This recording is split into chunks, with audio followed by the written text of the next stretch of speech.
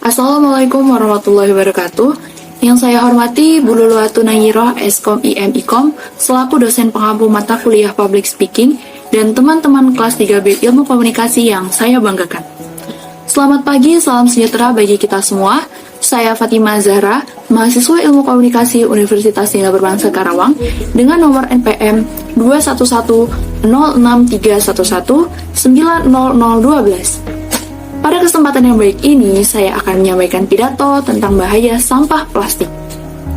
Dalam kehidupan sehari-hari, plastik merupakan produk yang memiliki berbagai bentuk dan fungsi, serta banyak digunakan oleh masyarakat. Mulai dari peralatan rumah tangga seperti gelas, sendok, garpu, piring, dan lain sebagainya. Selain banyak digunakan masyarakat, penggunaan berbagai jenis plastik secara berlebihan dapat berdampak negatif bagi kesehatan dan lingkungan. Bagi kesehatan sendiri, penggunaan berbagai produk plastik dapat menimbulkan penyakit berbahaya seperti kanker, gangguan kehamilan, dan kerusakan jaringan tubuh lainnya. Sedangkan bagi lingkungan, sampah dari plastik sangat sulit diolah dan terurai oleh tanah. Sampah plastik ini membutuhkan waktu hingga ratusan tahun agar dapat terurai atau terdekomposisi dengan sempurna oleh tanah. Itu artinya selama sampah plastik belum terdekomposisi sempurna, akan ada zat-zat berbahaya dalam kandungan plastik yang pada akhirnya dapat merusak tanah, mencemari tanah, dan sumber air tanah. Bila sampah plastik berada di laut, maka akan mencemari air laut dan ekosistem yang ada di lautan akan tercemar.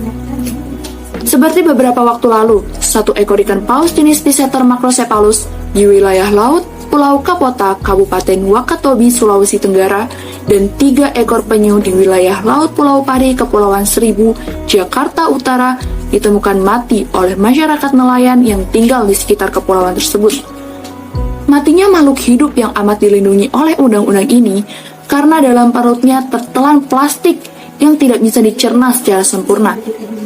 Hal ini harusnya membuka mata kita bahwa plastik tidak bisa diurai oleh air laut dan sangat berbahaya bagi makhluk hidup yang ada di laut karena sudah banyak dibuang masyarakat ke laut dalam berbagai bentuk dan jenis sampah plastik.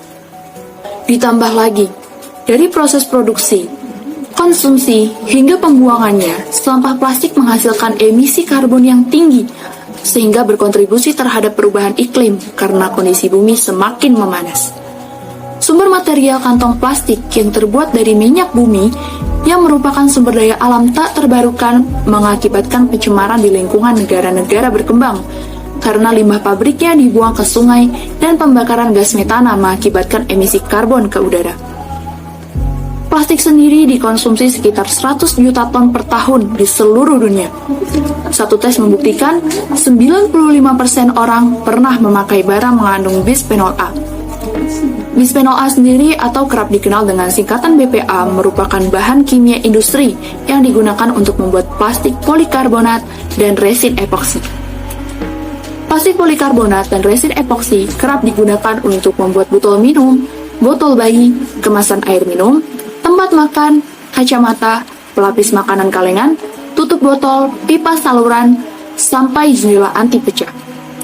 Penggunaan segala produk yang mengandung BPA telah dilarang di beberapa negara, seperti Amerika Serikat, Prancis, Australia, Denmark, Swedia, sampai Malaysia. Paparan BPA dalam konsentrasi tinggi bisa berbahaya pada kesehatan. Pasalnya, zat kimia ini bisa meniru struktur dan kinerja hormon estrogen dan tiroid. Dengan kata lain, zat ini dapat mengikat reseptor estrogen dan tiroid, memengaruhi proses pertumbuhan, perbaikan sel, perkembangan janin, metabolisme tubuh, sampai reproduksi. Beberapa potensi bahaya BPA untuk kesehatan diantaranya memengaruhi kesuburan pria dan wanita, meningkatkan risiko obesitas, diabetes tipe 2, dan penyakit jantung, juga meningkatkan risiko kelainan bawaan dan gangguan perkembangan otak pada janin dan anak, meningkatkan risiko kanker. Mengingat ada banyak potensi bahaya BPA untuk kesehatan, pastikan kita meminimalkan paparan zat kimia ini, terutama dari barang-barang yang berhubungan dengan makanan dan minuman. Caranya dengan menggunakan produk yang berlabel BPA free. Hindari atau minimalkan mengonsumsi makanan kalengan. Batasi mengonsumsi makanan dan minuman yang dikenal dengan wadah plastik berkode nomor 3 atau 7. Agar lebih aman dari paparan BPA, gunakan wadah makanan dan minuman berbahan kaca, keramik, atau stainless steel, terutama untuk makanan dan minuman panas. Jangan memanaskan wadah plastik seperti menyimpan di bawah paparan sinar matahari atau menggunakan wadah plastik untuk mengukus atau menghangatkan makanan. Rekan-rekan yang berbahagia, negara kita Indonesia adalah salah satu negara yang menghasilkan sampah plastik terbanyak di dunia. Dan meskipun belum melewati Cina sebagai penghasil sampah plastik pertama di dunia, namun hal ini sudah membuktikan bahwa kondisi ini sangatlah menyedihkan. Angka tersebut bisa menjadi tinggi karena rendahnya tingkat kemampuan daur ulang sampah plastik di Indonesia. Saat ini, pemerintah Indonesia juga sudah mulai menerapkan dengan ketat untuk membatasi penggunaan barang-barang berbahan plastik.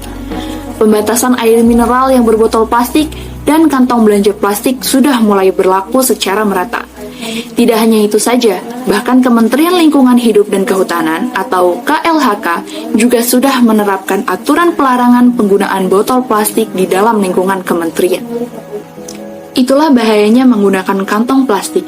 Kita memang tidak mungkin bisa menghapuskan penggunaan kantong plastik secara 100%, tetapi yang paling memungkinkan adalah dengan memakai ulang plastik atau reuse, mengurangi pemakaian plastik atau reduce, seperti tidak menggunakan sedotan plastik, membawa tas belanja sendiri, mempunyai dan membawa botol minum sendiri, dan membatasi penggunaan microbeads pada produk kecantikan. Lalu kemudian melakukan pendauran ulang atau recycle, yakni menggunakan bahan bekas yang masih bisa dipakai lagi, mengubah botol bekas menjadi celengan, pot, dan berbagai kreasi lainnya. Terakhir, mungkin perlu regulasi dari pemerintah untuk meredam semakin meningkatnya penggunaan plastik. Demikianlah pidato yang saya sampaikan. Semoga ilmu yang didapatkan bermanfaat bagi kita semua. Terima kasih atas perhatian dan kerjasamanya. Saya pribadi mohon maaf atas segala kekurangan dan kelebihannya. Wassalamualaikum warahmatullahi wabarakatuh.